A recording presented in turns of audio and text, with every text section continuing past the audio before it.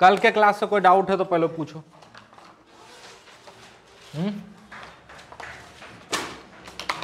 कल के क्लास से कुछ डाउट है? इसमें है जैसे सब में पार्टिकल ले देते ऐसे ऐसे, इसमें इसे घुमा के लिए इसका एलिमेंट सबसे बेस्ट तो हमको यही दिख रहा था, आपको और कोई दिख रहा दे बनाओ। अच्छा ठीक, जब ये धीरे धीरे सीखोगे ना, जिंदगी में कितनी बार एलिमेंट ले चुके हो? पहली बार ले रहे हो ना? हैं? अरे जिंदगी में कितनी बार एलिमेंट लिए थे इससे पहले? पहली बार ले रहे हो ना? तो पहली बार चलना शुरू कर दिए थे? तो गजब बात करता है, धीरे धीरे सीखोगे ना। अब ये एलिमेंट चूंकि पॉइंट मास है नहीं, है ना, तो इस फॉर्मूला में हम क्या लिखते हैं? मास, पॉइंट मास मल्टीप्लाइड बाय उसका कोऑर्डिनेट। तो इसको हम क्या इससे इसके सेंटर ऑफ मास से रिप्लेस कर सकते हैं। कहां से कॉन्सेप्ट आया उसको ऑलरेडी प्रूफ कर चुका, बस। बोलता कि सर एलिमेंट लेना समझ में नहीं आया। कितनी बार एलिमेंट लिए हो लाइफ में, बताओ? है कि सर एलिमेंट बचपन से ले रहे थे, आप ऐसा एलिमेंट ले लिए कि मेरे समझ में नहीं आया? पहली बार लिए हो ना, धीरे धीरे सीखोगे। आपको लगता है कि अगर स्ट्रिप से काम चलेगा तो वो भी लेके बनाओ, है ना? अगर आपको लगता है कि स्ट्रिप ले सकते हो सीधा, जैसे रॉड में लिए थे x दूरी पे, तो लेके बनाओ। कहाँ गलत है कहाँ सही हो हम बताएंगे। कॉपी कलम तो आप चलाने की कोशिश नहीं करते, सीधा लगता है ये कैसे हुआ सर मजा नहीं आया सर, है ना? अरे क्या होगा, स्ट्रिप लेके बनाओगे तो क्या होगा? गलत होगा तो बनाओ ना। दिमाग में जो आए, चलो सर हमको गोल एलिमेंट मजा नहीं आ रहा सर, हम लंबा एलिमेंट लें, लेके तो देखो। हैं? हॉलो स्फीयर वाला कोई ट्राई किया? कितना है? कहाँ ट्राई कहाँ किया? कॉपी देखो।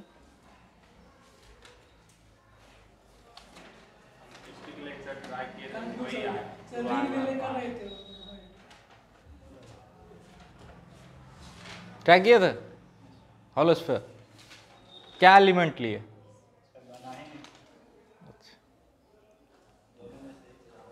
चल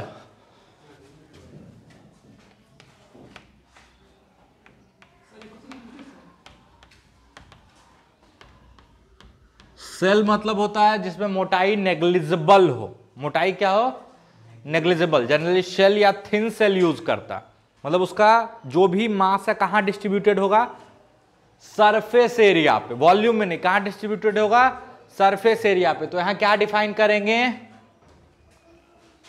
सिग्मा बराबर mass of the hemisphere by, hemisphere का एरिया क्या होता है? 2 पाई आर स्क्वायर। पूरे स्फेयर का होता है 4 pi R square surface area. तो ये हो जाएगा 2 पाई आर स्क्वायर। कोई दिक्कत? अब ध्यान से देखना एलिमेंट कैसे लेते हैं।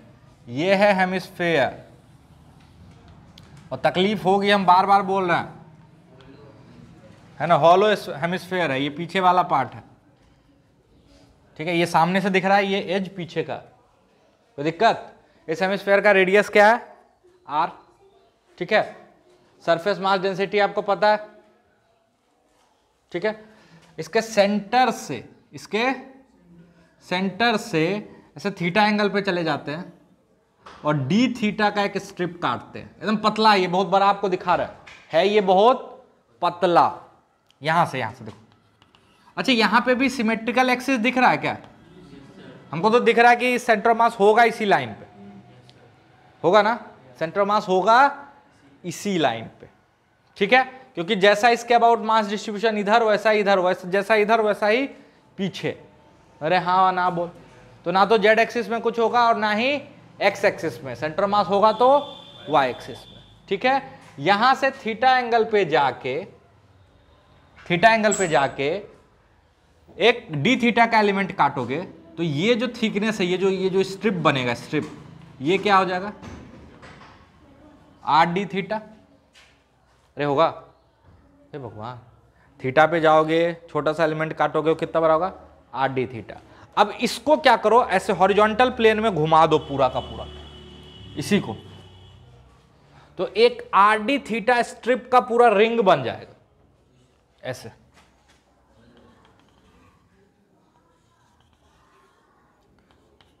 ये रिंग पीछे की तरफ भी है,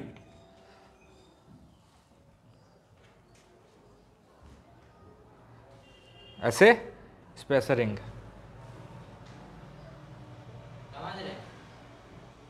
परेशान है।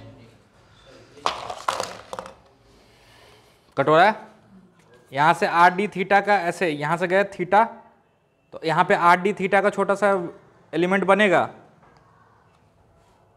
इस एलिमेंट को पूरा घुमा दो चारों तरफ, तो क्या बन गया? रिंग बना। अरे यहां से जाओगे आर डी थीटा का एक एलिमेंट बना, और इसको ऐसे घुमा दो पूरा, आधा में नहीं, ये पूरा में घूम रहा, तो क्या बन जाएगा? रिंग। अच्छा, इस रिंग का जो रेडियस होगा वो मेरे हिसाब से ये है, ये है इस रिंग का रेडियस,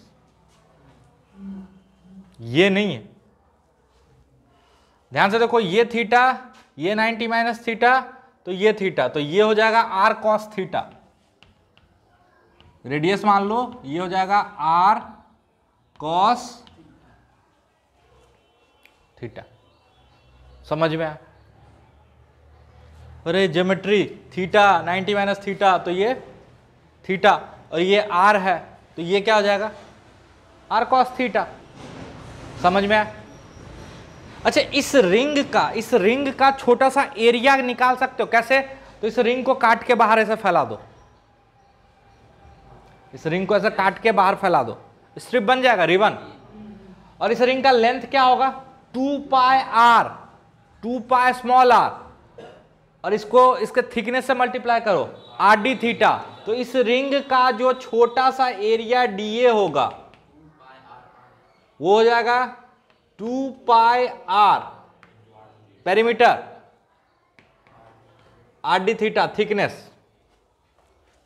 अरे होगा, अरे होगा। इस रिंग का मास क्या होगा?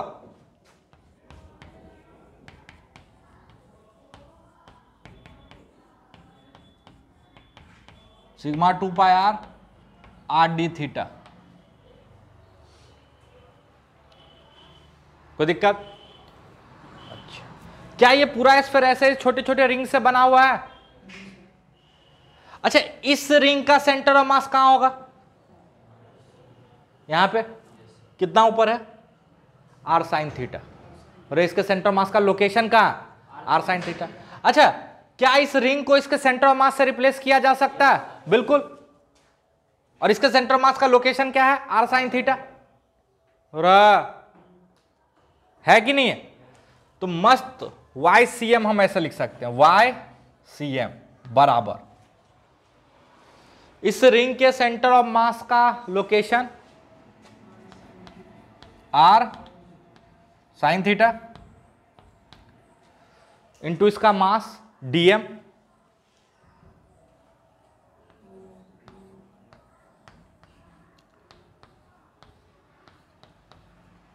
आर को क्या लिख सकते हो? R cos theta into D theta का इंटीग्रेशन डिवाइडेड बाय डीएम का इंटीग्रेशन। डीएम मतलब सिर्फ ये वाला पार्ट, ये sigma 2 pi R into R cos theta D theta. अच्छा, वेरिएबल क्या है? वेरिएबल क्या? Theta variable. थीटा को कहां से कहां ले जाओगे तो पूरा कवर हो जाएगा? 0 से पाई नहीं, पाई बाई 2 पे ही हो जाएगा। अरे इधर लेते हो तो इधर वाला अपने आप कवर हो रहा, क्योंकि ये रिंग बना रहे हैं ना। अरे इधर जो एलिमेंट लेते हो आर डी थीटा, वो को पूरा घुमा रहे हो ना, तो ये वाला पार्ट तो अपने आप कवर हो रहा। तो इसको कहां से कहां घुमाना पड़ेगा? यहां एलिमेंट लेके घुमा देंगे, यहां एलिमेंट लेके घुमा देंगे, यहां एलिमेंट लेके घुमा देंगे, ऊपर टॉप एलिमेंट लेके घुमा देंगे, तो थीटा का वैल्यू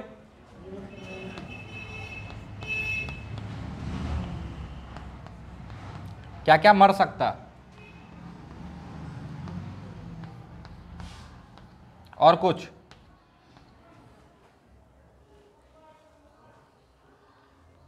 और कुछ नहीं? चलो, ऊपर का इंटीग्रेशन आपको शायद परेशान करता हुआ दिखे, बट थोड़े से होशियार हो तो परेशान नहीं करेगा। Sign theta into cos theta multiply कर दो 2 से, डिवाइड कर दो 2 से। साइन 2 थीटा बन जाएगा बाय 2। अच्छा आर कितना बच रहा है, ऊपर एक आर बच रहा है, तो वो बच जाएगा आर बाय 2 और इंटीग्रेशन हो जाएगा साइन 2 थीटा डी थीटा 0 से पाई बाय 2 डिवाइडेड बाय नीचे सिर्फ क्या बचेगा कॉस थीटा डी थीटा 0 से पाई बाय 2, 0 से पाई बाय 2। सॉल्व कर दें इधर, साइन 2 थीटा का इंटीग्रेशन हो जाएगा, बताओ जल्दी, minus cos 2 theta, minus cos 2 theta by 2, तो इधर हो जाएगा 4, अरे 2 पहले से है और 2 बाहर उधर से आएगा, तो क्या हो जाएगा 4, यानी r बाय 4 और वो हो जाएगा माइनस कॉस 2 थीटा।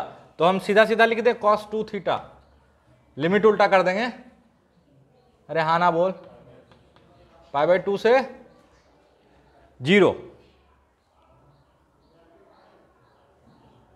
अरे ठीक है, ये कुछ गड़बड़ लिख दिया।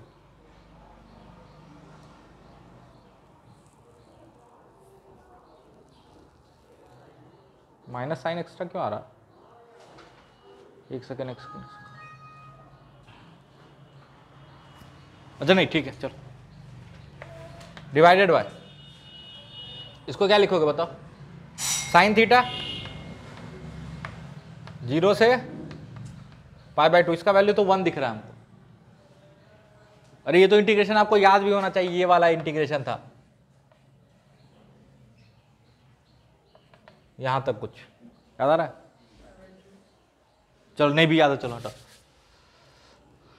साइन पाई बाय 2 1 माइनस 0, तो 1 हो गया, नीचे वाला टर्म क्या हो गया 1, कॉस 0 1 माइनस कॉस पाई, तो माइनस माइनस 1 यानी 2, और यहां है 4, तो बचेगा सिर्फ r बाय 2, यानी इसका सेंटर मास यहां बीचों बीच होगा r बाय 2 पे। ठीक है, इसका सेंटर मास कहां पे होगा, बीचों बीच r बाय 2 पे। कोई दिक्कत, अरे कोई दिक्कत, जल्दी से नोट डाउन करो। सॉलिड स्फीयर पे आएंगे, सॉलिड स्फीयर का 2 तरीका बताएंगे, ठीक है, एक हम करेंगे एक आप करोगे, तो पहले लिख लो जल्दी से।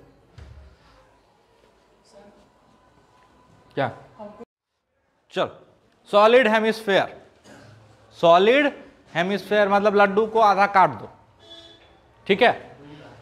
तो ये देखो, थोड़ा सा यहां पे देखना, एलिमेंट लेने के लिए कुछ चीज और सिखाएंगे,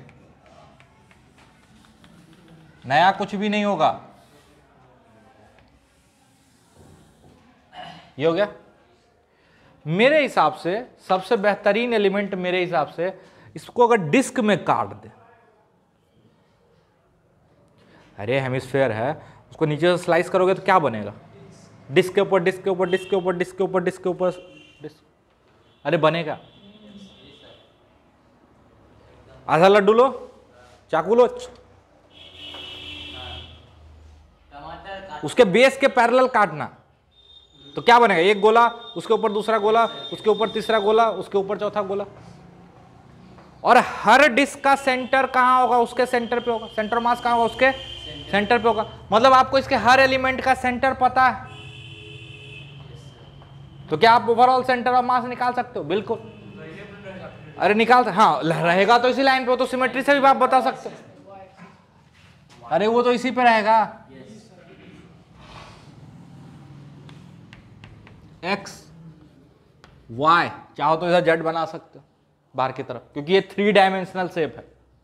लेकिन आप लॉजिक से बता सकते हो, जैसे एक्स में कोई इसका सेंटर ऑफ मास शिफ्ट नहीं होगा, वैसे जेड में भी कोई शिफ्ट नहीं होगा, ये होगा इसी लाइन पे, अरे होगा, क्योंकि जितना एक्स में इधर प्लस है उतना ही माइनस है, तो जेड में भी जितना प्लस आगे की तरफ गोला उतना ही पीछे की तरफ। कोई दिक्कत, कोई दिक्कत, क्या करते हैं हम, यहां से y में ही चल रहे हैं, तो ऐसा करते हैं y दूरी पे जाते हैं, कितने दूरी पे, y दूरी पे, और एक dy थिकनेस का, कितना थिकनेस का, dy थिकनेस का एक डिस्क काट लेते। ये डिस्क है, लाइन मत समझना, ये पूरा डिस्क है, अरे है ना। इसका थिकनेस क्या है, इसका थिकनेस है dy, ठीक है। अच्छा ये तो कुछ और होगा, ये वाला पार्ट इसको हम बोल देते हैं dt, क्या बोल देते हैं, dt, ठीक है। साइड से ऐसा झुका हुआ, अरे यहां से, है ना। dt क्या लिए सर? काटोगे तो जो आपको मिलेगा ना प्लेट, वो नीचे वाला थोड़ा सा बड़ा होगा और ऊपर वाला थोड़ा सा छोटा होगा। तो कॉर्नर ऐसे नहीं होगा, कॉर्नर ऐसे होगा, वो पूरा कॉर्नर वैसे ही हो। और बीच में कहीं थिकनेस लोगे तो वो तो बिल्कुल सीधा दिखेगा ऐसे। वो थिकनेस कितना है, dy। और dt क्या है, ये साइड से जो लेंथ आ रहा है ना, ये जो लेंथ आ रहा है ना, ऐसे जा रहे हैं तो dy है, लेकिन ये जो लेंथ है वो कितना है, dt। काटोगे स्ट्रिप तो ये जो ऐसे आएगा, ये यहां से काटोगे, ये पूरा डिस्क है ना, तो बीच में तो dy थिकनेस का, लेकिन ये वाला एरिया थोड़ा सा स्लांट होगा बाहर से हर जगह, उसको dt बोलना। क्या बोल रहे हैं, dt। अच्छा इसका रेडियस निकाल सकते हैं क्या, बहुत आसानी से निकाल सकते हैं। ये अगर कैपिटल R है, ये y है, तो ये रेडियस मेरे हिसाब से हो जाएगा अंडर रूट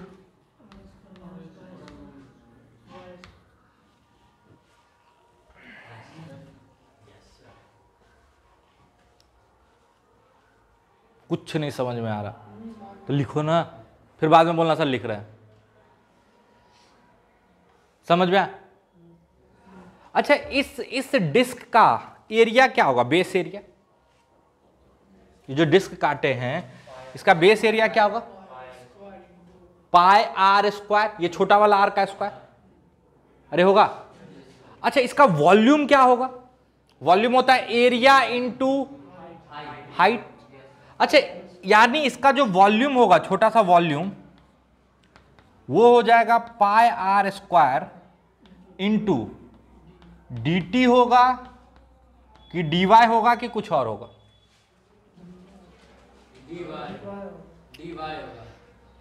dt क्यों नहीं होगा, dt तो स्लैंट हाइट बोले, स्लैंट हाइट होगा। तो दोनों सेम नहीं होगा, दोनों तो छोटा ही, बहुत छोटा। हर छोटा चीज सेम नहीं होता। देखो ये है dy, है ना, और ये कुछ है dt, ठीक है दोनों छोटा है, बट हर छोटा चीज सेम नहीं होता। तो आप बोलोगे कि सर अगर ये वाला एरिया लेंगे तो ये साइड से तो थोड़ा थोड़ा वॉल्यूम छूट जाएगा, अरे ये एरिया लेंगे तो साइड से तो थोड़ा थोड़ा वॉल्यूम छूट जाएगा, नहीं छूटेगा, नहीं छूटेगा। अभी बताते, परेशान नहीं, ऐसे कुछ शेप है,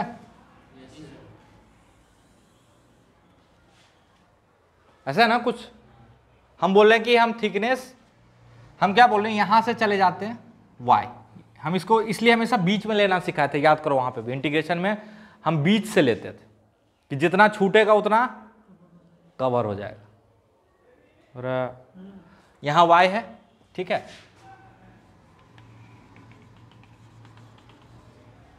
ठीक है। dy जब आप लोगे, ये है मेरा dy, ठीक है, ये है मेरा dy, ध्यान से देखो ऐसे।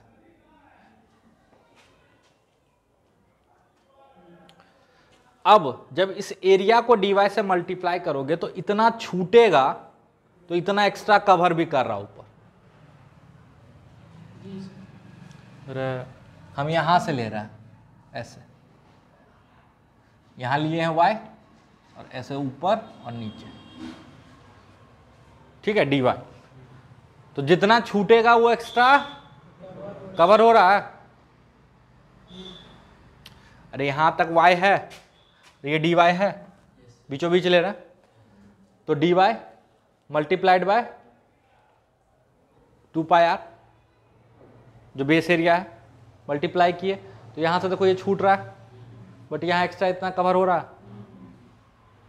अरे आप तो ये पूरा वॉल्यूम ले रहे हो ना,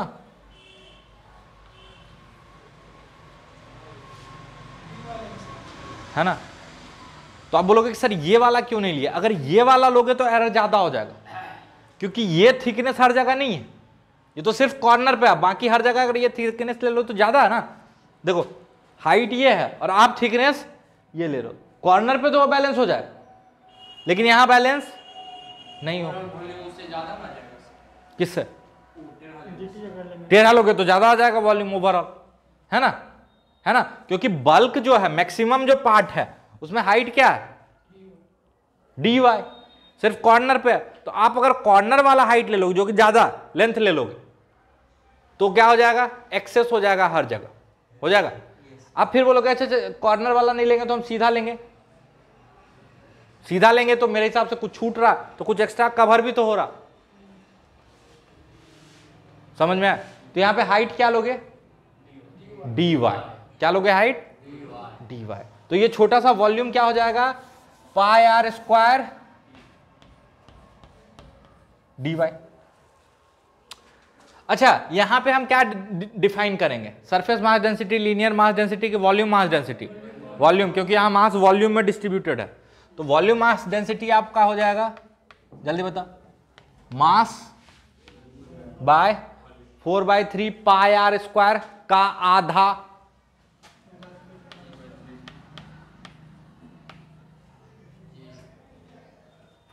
अरे होगा, होगा, चल। तो डीवी हमको मिल गया। तो इस छोटे से ये जो एलिमेंटल डिस्क आया, क्या? हाँ सॉरी, क्या हुआ? ठीक है, पाई आर क्यू होगा, 4/3 pi R cube, 4/3 pi R cube. कोई दिक्कत? तो आधा का हो जाएगा 4/3, सॉरी 2/3 पाई आर क्यू। तो इस छोटे, इस एलिमेंट का जो वॉल्यूम है वो कितना है? Pi R square dy, area base area into thickness. अरे करते हो ना, घर का वॉल्यूम कैसे निकालते थे? जमीन का एरिया निकाल के हाइट से गुना कर देते थे, है ना? नहीं किए हो क्या? तो कैसे देख रहा हमको? किया ना? अच्छा, ओ सॉरी, कोरोना में था, अब मेंसुरेशन 10th में ही है, 9th में था, तब तो किए होगे बे। चल अच्छा, इस छोटे से एलिमेंट का छोटा सा मास मेरे हिसाब से रो डीवी, अरे रो डीवी होगा, मास डेंसिटी इंटू वॉल्यूम। चल, इस डीएम का सेंटर ऑफ मास कहां लोकेटेड है? y दूरी पे। अरे इस डीएम का सेंटर ऑफ मास कहां लोकेटेड है? y दूरी पे। क्या इस डीएम को इसके सेंटर ऑफ मास से रिप्लेस किया जा सकता है? बिल्कुल किया जा सकता है। तो पूरे सिस्टम का सेंटर ऑफ मास कैसे निकलेगा? YCM बराबर इंटीग्रेशन डीएम का कोऑर्डिनेट y, डीएम का coordinate y multiplied by DM, DM का वैल्यू सही से पुट करना, rho DV pi R square, R square यानी R square minus Y square into D Y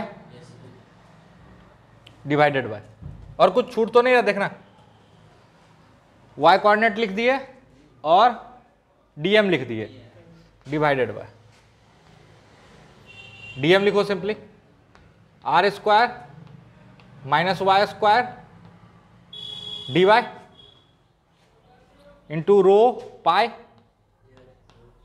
अरे होगा क्या क्या मर सकता? सब कौन बोला बे? रो पाई मर सकता। अच्छा y का वैल्यू कहां से कहां लोगे तो पूरा कवर हो जाएगा? 0 से r,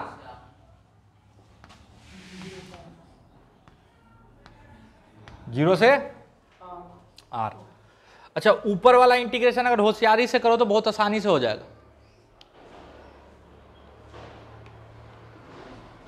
या ऐसे भी कर सकते हो, तोड़ के भी कर सकते हो, है ना? ब्रैकेट तोड़ के भी अरे ऊपर का इंटीग्रेशन अलग करोगे, सिंपल तो है, R square Y D Y minus Y cube D Y. करो तो सही और लिमिट पुट करो जल्दी से, नहीं होगा तो फिर हम हैं लास्ट में, करना तो हम ही को। अबे इसका इंटीग्रेशन अलग और इसका इंटीग्रेशन अलग करो ना, कम से कम 2 अलग अलग पेज में ही कर लो, यहां पे लिख देना बाद में वैल्यू, गधा।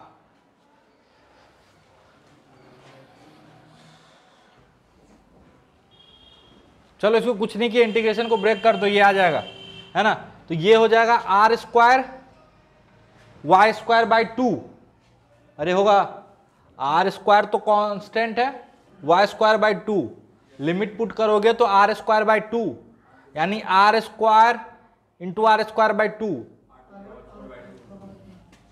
समझदार हो रहे हो थोड़ा सा, माइनस y 4/4,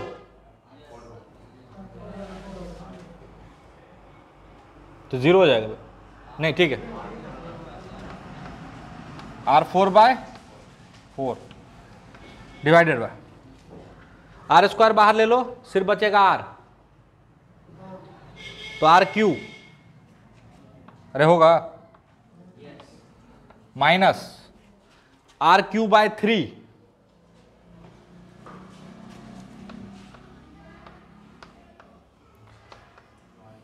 ठीक है। तो ये हो जाएगा r 4/4, ऊपर में कितना बचेगा, और नीचे वाला टर्म को हम उल्टा करके लिख देते हैं, यही सिस्टम है ना। अरे डिवीजन में तो वो मल्टीप्लाई में हो जाता उल्टा होके, ये हो जाएगा 2r3/3, अरे तो ऊपर हो जाएगा 3/2r3, ये बचेगा सिर्फ r, तो कितना आ जाएगा 3r/8, यहां से कितना ऊपर होगा 3r/8, देखना वो r/2 से छोटा हो, 3r/8 r/2 से छोटा होगा, होना भी चाहिए क्योंकि ऊपर से मास गायब है, नीचे मास ज्यादा, तो इसलिए नीचे होगा, है ना। अरे होगा ना, होगा ना। होमवर्क में हम बताए इसका एक और तरीका बता है, यहां से y दूरी पे या r दूरी पे जाके एक dr थिकनेस का हेमिस्फेयर कंसीडर कर लेना। क्या कंसीडर कर लेना, पतला सा हेमिस्फेयर, ठीक है।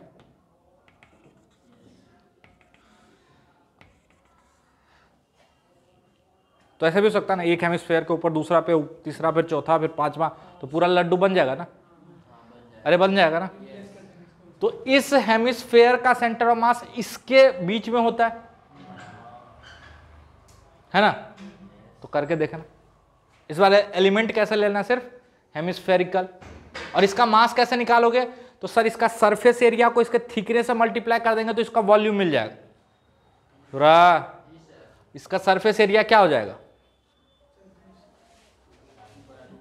2πy² मल्टीप्लाइड बाय dy, तो इससे क्या मिलेगा, ये जो थोड़ा सा थिक सा स्फीयर मिला है, इसका वॉल्यूम मिलेगा, और वॉल्यूम को जब रो से मल्टीप्लाई कर दोगे तो क्या मिल जाएगा, मास मिल जाएगा, तो डी भी मिल जाएगा, डीएम मिल जाएगा, और डीएम के सेंटर ऑफ मास का लोकेशन मिल गया, तो हम इस पूरे डीएम को उसके सेंटर ऑफ मास से रिप्लेस कर देंगे, उसके बाद सॉल्व करना।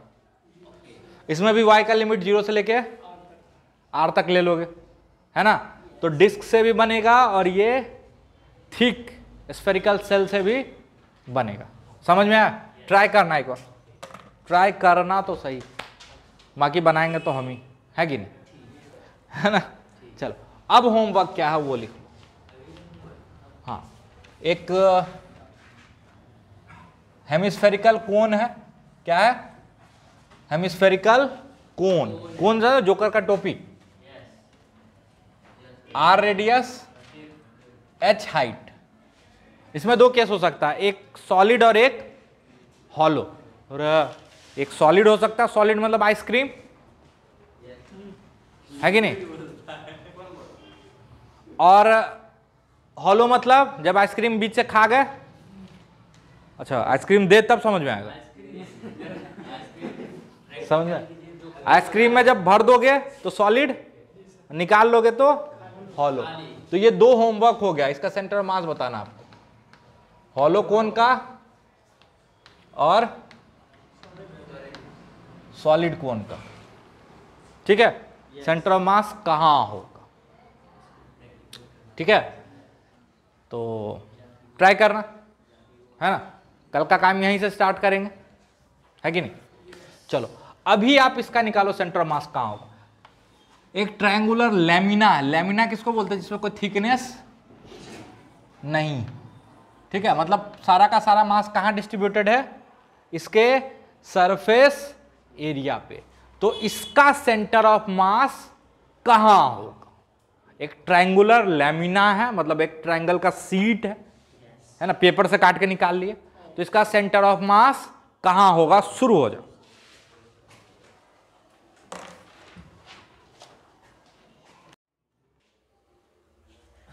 देखो थोड़ा सा अगर बुद्धि लगाते तो हो जाता। बुद्धि यह लगाना है कि इसको पहले ऐसे करते हैं, ये बेस है ना, इसके पैरेलल पतला पतला स्ट्रिप बना के सोचते हैं, पतला पतला। तो अगर एक पतला सा स्ट्रिप लेते हैं बेस के पैरेलल, ध्यान से सुनना, तो इसका सेंटर ऑफ मास कहां होगा, इसके बीच में। इसी तरह दूसरा स्ट्रिप लेंगे तो उसके बीच में, इसी तरह और कोई स्ट्रिप लेंगे तो उसके बीच में, है ना। अगर आप ध्यान से देखो तो ये सारा का सारा पॉइंट एक ही लाइन पे लाई कर रहा है, और उस लाइन को बोलते हैं मीडियन। अरे जो इसके बीच वाले पॉइंट को मिलाता है, अरे होगा। अच्छा अगर, अच्छा ये बताओ, for the calculation of centre of mass body can be replaced by its centre of मास। तो मतलब हम इन सारे स्ट्रिप के जगह पे सोच सकते हैं point point point point point point point है, सबका सब इसी लाइन पे है, तो उसका सेंटर ऑफ मास पक्का इसी लाइन पे होगा। अरे होगा, मतलब इस ट्रायंगल का सेंटर ऑफ मास इसके इस मीडियन पे होगा, जरूर होगा। कहां होगा पता नहीं, बट होगा तो इसके मीडियन पे। हाँ ना बोल। यही लॉजिक दूसरे मीडियन के लिए भी वैलिड। अगर स्ट्रिप ऐसे ना लेके स्ट्रिप ऐसे ले लें उसके पैरेलल, तो ये बोल, दूसरा बच्चा बोलेगा कि नहीं सेंटर ऑफ मास तो इस मीडियन पे होगा। हम बोले सेंटर ऑफ मास इस मीडियन पे होगा, एक बच्चा बोला नहीं इस मीडियन पे होगा, तो एक समझदार बोला नहीं तब तो फिर इस मीडियन पे भी हो सकता है। और अगर सेंटर ऑफ मास तीनों मीडियन पे है तो only possibility is intersection point of these three medians, और मीडियंस के इंटरसेक्शन को सेंट्रॉइड बोलते हैं, इसलिए हो गया प्रूफ। आयुष को ख्वाब आया था ना सेंट्रॉइड पे ही होगा। समझ में आया, अरे समझ में आया पक्का, कितना लॉजिकल तरीका था, कोई दिक्कत। चलो जल्दी से लिख लो, ये सवाल ट्राई करो और लॉजिक के साथ कि सेंटर ऑफ मास पहले मीडियन पे होगा, उसके लिए क्या करेंगे, उसके पैरेलल बेस के पैरेलल खींच लेंगे। तो हर स्ट्रिप का क्या, स्ट्रिप क्या है बेसिकली एक रॉड की तरह बिहेव करेगा। तो इसका सेंटर ऑफ मास इस पे होगा, इसका सेंटर मास इसके सेंटर में, इसका सेंटर ऑफ मास इसके सेंटर में, और नीचे वाले का उसके सेंटर में। तो बेसिकली आप देखोगे तो मीडियन सही है, अरे ना। उसी लॉजिक से इधर वाले मीडियन पे भी लाई करेगा और उसी लॉजिक से उधर वाले भी मीडियन पे लाई करेगा, और तीनों पे लाई करने का एक ही पॉसिबिलिटी है कि उनके इंटरसेक्शन पॉइंट पे लाई कर रहा हो, और intersection point of medians is called centroid. Hence proved कि अगर एक यूनिफॉर्म ट्रायंगुलर लेमिना हो, यूनिफॉर्म होना चाहिए। अब इधर मास ज्यादा इधर मास कम है तो अब ये लॉजिक नहीं चलेगा। समझ में आया, मास यूनिफॉर्मली डिस्ट्रीब्यूटेड है, इसीलिए हम मान पाए कि इस रॉड का कहां पे होगा, सेंटर में। ठीक है, तो यूनिफॉर्म लेमिना का जो होगा centre of mass triangular lamina का कहां पे लाई करता है, तो सेंट्रॉइड पे लाई करता है, खत्म। समझ में आया, इसको ट्राई करो जल्दी से, छोटा सा सवाल है, जल्दी से ट्राई करो।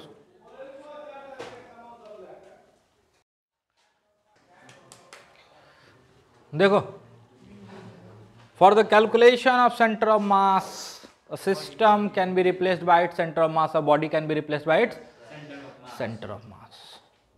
इन दोनों का सेंटर ऑफ मास यहां होगा, बराबर बराबर है, है ना। तो यहां होगा, यानी हम मान सकते हैं कि mm ना हो के एक 2m यहां पे है, ठीक है। अच्छा, ये 2m ना हो के एक 4m यहां पे है, ठीक है। अब देखो सारा का सारा एक ही लाइन पे आ गया। इसका सेंटर मास निकाल सकते हो, अरे निकाल सकते हो। इसका हो जाएगा 0,0। अच्छा, होगा तो इसी लाइन पे y एक्सिस पे, क्योंकि x कोऑर्डिनेट तो सबका 0 है। इसका हो जाएगा 0,0। ये a है, ये 60, तो ये 30। हे भगवान, ये 120 होता है, रेगुलर हेक्सागन है, तो ये 60, तो ये 30, तो ये हो जाएगा a/2। अरे हो जाएगा। तो इसका लोकेशन कहां पे हो जाएगा, y कोऑर्डिनेट a/2 पे, और इसका y कोऑर्डिनेट कहां हो जाएगा, a/2 प्लस a गधा 3a/2, और इसका लोकेशन हो जाएगा a/2 a/2 2a पे। कोई दिक्कत? अब तो सॉल्व कर लो या लिख दे आंसर क्या। YCM बराबर 0 गुने 2m plus 2m into a/2 plus 4m into 3a/2 plus ऊपर m into 2a divided by mass कितना है टोटल, 2 2 4 4 8 1 9। अरे है क्या? तो ये हो जाएगा आपका ma, और ये हो जाएगा 6ma 2ma 9ma bye 9m,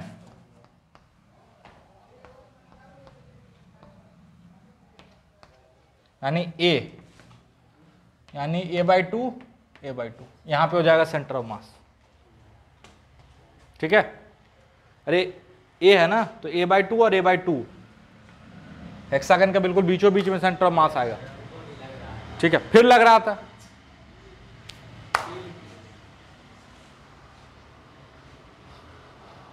समझ में आया? पक्का? जल्दी से लिख लो। और समझ में आ गया तो ट्राई करो। 145 करवा दिए थे ना कल यूरोडोव का, 151 1.151 यूरोडोव का करो जल्दी से। तो लोकेशन अलग दिखेगा, बट होगा तो यही होगा। हाँ चलो, एक अच्छा सवाल पूछ लिया ये लगे हाथ, तो बता देते हैं। ये बोलना है कि हम यहां बेस ना लेके बेस नीचे ले लेंगे, तो क्या सेंटर ऑफ मास नीचे आ जाएगा? नहीं, कोऑर्डिनेट आपका एक्सिस चेंज करने से सेंटर ऑफ मास के कोऑर्डिनेट का पॉइंट चेंज होगा, लेकिन बॉडी के रिस्पेक्ट में सेंटर ऑफ मास का पोजीशन कभी चेंज नहीं होगा। मतलब अगर इस हेक्सागन के सेंटर में आ रहा सेंटर ऑफ मास, तो आप एक्सिस चाहे जैसे चूज कर लो, वो आएगा हेक्सागन के सेंटर में। बहुत इंपॉर्टेंट पॉइंट है, लिख लो। कोई नहीं पूछ रहा है कल से, हम चाह रहे हैं कोई पूछे कि सर कोऑर्डिनेट बदल देने से क्या सेंटर ऑफ मास बदलेगा? हाँ, सेंटर ऑफ मास का कोऑर्डिनेट बदल जाएगा, नए सिस्टम में अलग कोऑर्डिनेट आएगा, बट बॉडी के रिस्पेक्ट में सेंटर ऑफ मास वही होगा। मतलब अगर ये सेमी सर्कुलर रिंग है ना, तो एक्सिस हम ऐसे चूज किए थे अपनी सुविधा के लिए, तो यहां पे सेंटर ऑफ मास आया था कितना ऊपर, 2r/π पे। दैट डजंट मीन कि अगर ये ऐसे है और हम एक्सिस ऐसे चूज कर ले तो सेंटर ऑफ मास कहीं और आ जाएगा, तब भी वहीं आएगा। लेकिन हाँ, अब कोऑर्डिनेट आप ही सोच लो क्या हो जाएगा। अब हो जाएगा r/2, सॉरी ये r है ना, ये r, और ये कितना आया था 2r/π। तो अब जो कोऑर्डिनेट यहां पे कोऑर्डिनेट क्या था 0,2r/π, लेकिन इस सिस्टम में कोऑर्डिनेट क्या आ जाएगा r,2r/π। लेकिन बॉडी के रिस्पेक्ट में देखो तो सेंटर ऑफ मास वही है। समझ में आया? नहीं समझ में आया? अरे समझ में आया? बॉडी के रिस्पेक्ट में या सिस्टम के रिस्पेक्ट में सेंटर ऑफ मास का लोकेशन चेंज नहीं होता है। जैसे रिंग ले लो, रिंग का सेंटर ऑफ मास इसके यहां पे होगा। अब आप एक्सिस अगर ऐसे चूज कर लेते हो एक्स और वाई, तो इसका कोऑर्डिनेट आएगा 0,0। लेकिन इसी के लिए इसी रिंग के लिए आप एक्सिस अलग चूज कर लो ऐसे, तो आप 0,0 नहीं आएगा, बदल जाएगा लोकेशन। ये मत सोचना कि अब यहां आ जाएगा सेंटर ऑफ मास। क्या है, हम तो रट के बैठे हैं कि सेंटर ऑफ मास 0,0 होता। वो जो बोल रहा था सर 0 आ गया, अब 0 नहीं, लोकेशन मायने रखता। तो यहां ले आए तो सेंटर ऑफ मास तो यहीं होगा, अरे यहीं होगा। अब इसका कोऑर्डिनेट हो जाएगा r,0। नहीं सर हम तो ऐसा चूज करेंगे एक्सिस ऐसे, तो इसका लोकेशन हो जाएगा 0,r। अरे है ना, अरे है ना। नहीं सर हम तो यहां चूज करेंगे। अबे कर ले मेरे भाई, r, -r,0। समझ में आया। तो बॉडी के रिस्पेक्ट में जो सेंटर ऑफ मास का लोकेशन है वो चेंज नहीं होता। हाँ, एक्सिस बदलोगे तो कोऑर्डिनेट्स बदल जाएंगे। एक्सिस अगर आप बदल दोगे तो ऑब्वियसली सेंटर ऑफ मास का कोऑर्डिनेट्स अलग अलग आएगा, बट उस सिस्टम के रिस्पेक्ट में जो लोकेशन है सेंटर ऑफ मास का वो नहीं बदलता है। समझ में आया। एक रॉड का सेंटर ऑफ मास अगर यूनिफॉर्म रॉड है तो रॉड के बीच में ही आएगा। कुछ नहीं समझ में आया, समझ में आया। तो ये सवाल इनका था, अच्छा सवाल था, वेरी गुड। हम क्या बनाने बोले हैं, 1.151 यूरोडोप का। ट्राई करो।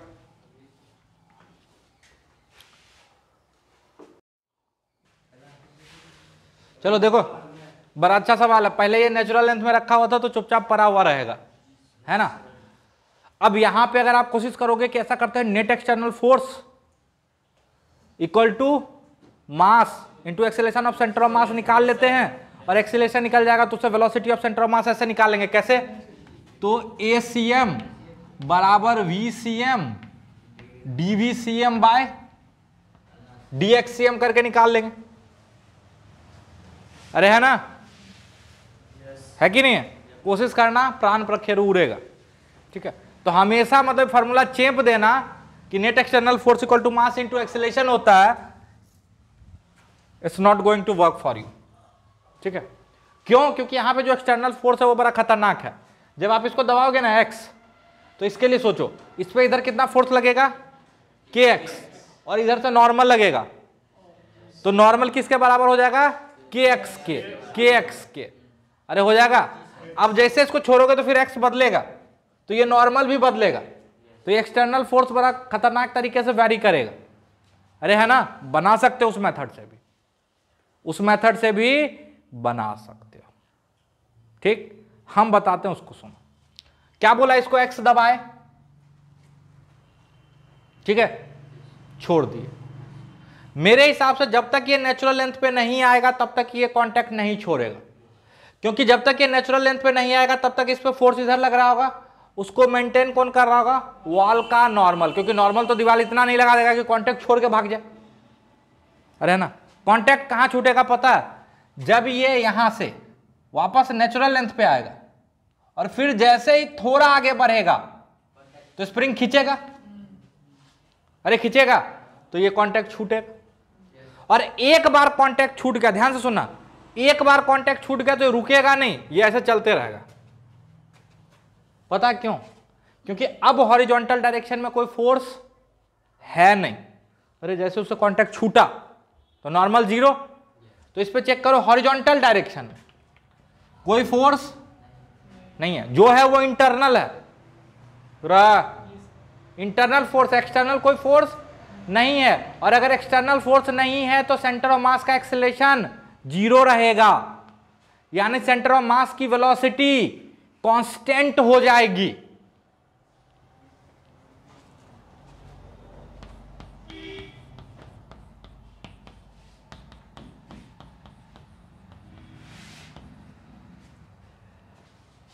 याद है, अगर एफ एक्सटर्नल 0 हो जाए तो ACM क्या हो जाएगा, 0। और ACM 0 होने का मतलब है कि VCM velocity of centre of मास क्या हो जाएगा, कांस्टेंट, 0 नहीं होगा, कांस्टेंट होगा। हाँ, अगर पहले से 0 होता तो 0 रह जाता फिर, क्योंकि 0 is also a constant, but यहां 0 नहीं है। यहां जैसे ये कांटेक्ट छोड़ा तो ये मूव कर रहा था ना, और इसके मूवमेंट के कारण सेंटर ऑफ मास की कुछ वेलोसिटी होगी, वही पूछ रहा, समझ में आया? अब देखो इसको हम कैसे सॉल्व करते हैं। जब इसको x दबा के छोड़ेंगे, ध्यान से सुनना। अच्छा, इस डायरेक्शन के मोशन से मेरा कोई इंटरेस्ट है नहीं, क्योंकि इस डायरेक्शन में कोई एक्सेलरेशन नहीं होगा। आप भी जानते हो नेट फोर्स बैलेंस हो जाएगा जैसे हो रहा है, बट हो जाए। ऐसा थोड़ा कि ब्लॉक को ऐसे दबा के छोड़ेंगे तो ब्लॉक ऐसे से चलेगा, ऐसा लग रहा है क्या? नहीं लग रहा ना। इसको x दबाएंगे और छोड़ेंगे, जब ये वापस अपनी जगह पे आएगा तो ये कुछ रफ्तार गेन कर लेगा, करेगा। वो कैसे निकलेगा? एनर्जी कंजर्वेशन से। वो कैसे निकल जाएगा? एनर्जी कंजर्वेशन से। अब आप बोलोगे सर क्यों? एनर्जी कंजर्व है, बिल्कुल कंजर्व है। यहां पे ये इस नॉर्मल का कोई भी वर्क डन नहीं है, क्योंकि नॉर्मल जहां लग रहा है उसका कोई भी मोशन नहीं हो रहा उस कांटेक्ट पॉइंट का। इधर नॉर्मल mg है तो उसका कोई वर्क होगा नहीं। सिर्फ कौन वर्क कर रहा है? स्प्रिंग। अरे जब इसको x दबा दिए तब तो आप भी किए थे, लेकिन उसका जब छोड़ दिए उसके बाद की बात कर रहा है। सिर्फ कौन काम कर रहा है? वर्क कौन कर रहा है? स्प्रिंग। तो हाफ के x स्क्वायर। मान लो जब ये वापस यहां आया तो इसका रफ्तार v हो चुका है। कितना हो चुका है? v या v नॉट मान लो। क्या मान लो? v not. कोई दिक्कत? और है ना? तो हाफ के x स्क्वायर बराबर हाफ m2 ही है ना, m2 v नॉट स्क्वायर। तो v नॉट बराबर under root k by m2 x। अरे होगा अब ये सिचुएशन। अच्छा, जैसे ये नेचुरल लेंथ को थोड़ा सा आगे क्रॉस करेगा, ये कांटेक्ट छूट जाएगा। तो हॉरिजॉन्टल डायरेक्शन में आप देखो इसका मोशन कुछ ऐसा दिख रहा होगा। ये m1 इसका रफ्तार 0, ये m2 इसका रफ्तार v नॉट। अरे हाँ ना बोल। सिर्फ हॉरिजॉन्टल की बात कर, वर्टिकल में तो कोई मोशन ही नहीं है। दोनों पार्टिकल का वेलोसिटी पता है, तो क्या सेंटर ऑफ मास की वेलोसिटी निकल सकती है? कल ही सीखे थे। अरे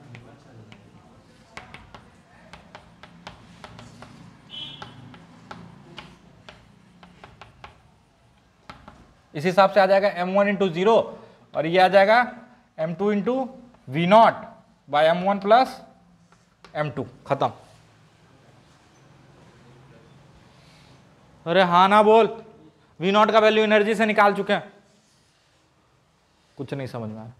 अच्छा, इसके कुछ देर बाद सेंटर ऑफ मास की वेलोसिटी क्या होगी? यही होगी हमेशा, अब यही रहेगी। क्यों?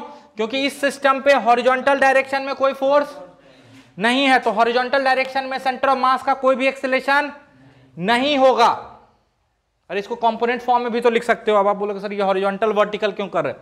इसको आप ऐसे भी तो लिख सकते हो, नेट एक्सटर्नल फोर्स का x कंपोनेंट बराबर mass into acceleration of centre of mass का x कंपोनेंट। अरे net force in a particular direction equal to mass into acceleration in that particular direction. तो ये कोई नया चीज अब थोड़ी हो गया। तो कंपोनेंट फॉर्म में भी तो सोच सकते हो। तो मतलब अच्छा, ऐसा भी हो सकता है जब किसी दूसरे डायरेक्शन में फोर्स और किसी एक डायरेक्शन में फोर्स नहीं हो, तो दूसरे डायरेक्शन की बात करें ना करें, लेकिन ये बोल सकते हैं कि जिस डायरेक्शन में फोर्स है उस डायरेक्शन में सेंटर ऑफ मास का कोई भी एक्सेलरेशन नहीं होगा। अरे समझ में आ रहा है? समझ में आ रहा है? लिखते जाओ इन चीजों को। वो ठीक है, होमवर्क लिखो। हाँ, उसके बाद कहीं भी लो तो यही रफ्तार आएगा। हाँ, लेकिन आगे इसलिए नहीं ले रहे हैं कि अब क्या होगा ना, कि अब स्प्रिंग खींचेगा, इसके पास रफ्तार है, इसके पास रफ्तार कम है, तो स्प्रिंग खींचेगा तो इसका रफ्तार बढ़ेगा और इसका घटेगा। और एक ऐसा सिचुएशन आएगा जब दोनों का रफ्तार बराबर हो जाएगा, फिर इसका रफ्तार आगे की तरफ बढ़ेगा और इसका इधर बढ़ेगा, वो कम ज्यादा होगा। ऐसे ऐसे ये भी सवाल है आगे। तो उस समय आप अलग अलग का रफ्तार पता नहीं कर सकते हो अचानक से किसी स्टेट में, बट अभी तो पता है ना। तो एक चीज और भी हम कंफर्म है कि अब सेंटर मास की वेलोसिटी तो बदलने से रही, अरे हमको अलग अलग का वेलोसिटी थोड़े पूछ रहा है, हमको तो पूछ रहा है सेंटर ऑफ मास की वेलोसिटी। तो जो अभी होगा वही हमेशा होगा। अच्छा, इन दोनों का भी वेलोसिटी हमेशा यही रहेगा क्या? नहीं,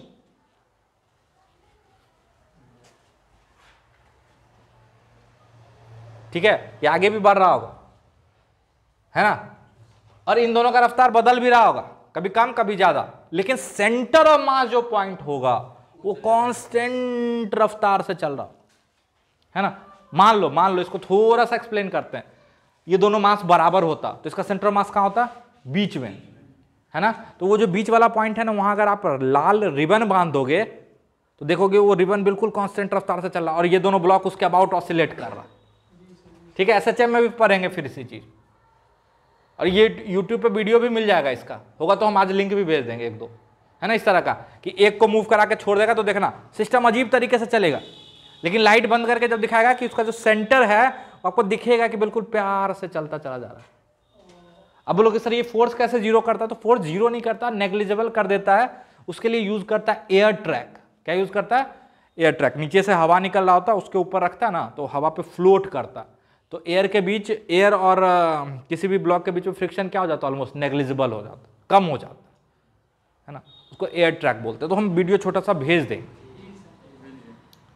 ठीक है, छोटा छोटा वीडियो कहीं किसी प्रोफेसर का अच्छा सा होगा जो एक्सपेरिमेंटल पढ़ाते हैं थोड़ा सा, तो वो भेज देंगे। अब ये मत करना कि उसका लेक्चर देखने लग जाना, फिर बर्बाद हो जाओगे। हाँ, ये काम मत करना, ठीक है, बस जो बताएं वो देख लिया, ठीक है। बाकी हम जो पढ़ा रहे हैं दैट्स एनफ और मोर देन एनफ, कोई दिक्कत? चलो, तो होमवर्क में लिख लो, ट्राई करके आना। यूरोडोप का 1.153 का ए पार्ट बना लिए थे और बोले थे B part centre of mass में करेंगे। अब वो समय आ गया, याद आया का बी। और H C Verma worked out example कल शायद कहां तक दिए थे? 9 तक, 3 तक, 15 तक कर सकते हो। 15। अब कान भी खराब है, कौन सा 2 नंबर? क्या 2 नंबर? देखें, कल देख लेंगे, ठीक है। हो सकता है 1-2 सवाल बीच में अभी नहीं बताया, हो जाएगा कवर अप। उसके लिए 1 से लेके 15, तो इसीलिए तो बोलते हैं किसी सवाल पे अटको नहीं बना, छोड़ के आगे बढ़ जाएंगे। हो सकता है वो कॉन्सेप्ट अभी नहीं बताया, ठीक है, चल गुड, समझ में आया? तो 1 से 15 एग्जाम्पल कर लेना। कोई दिक्कत? मजा आ रहा है? दर्द हो रहा है? तकलीफ हो रही? होना चाहिए, तभी तो सीखोगे।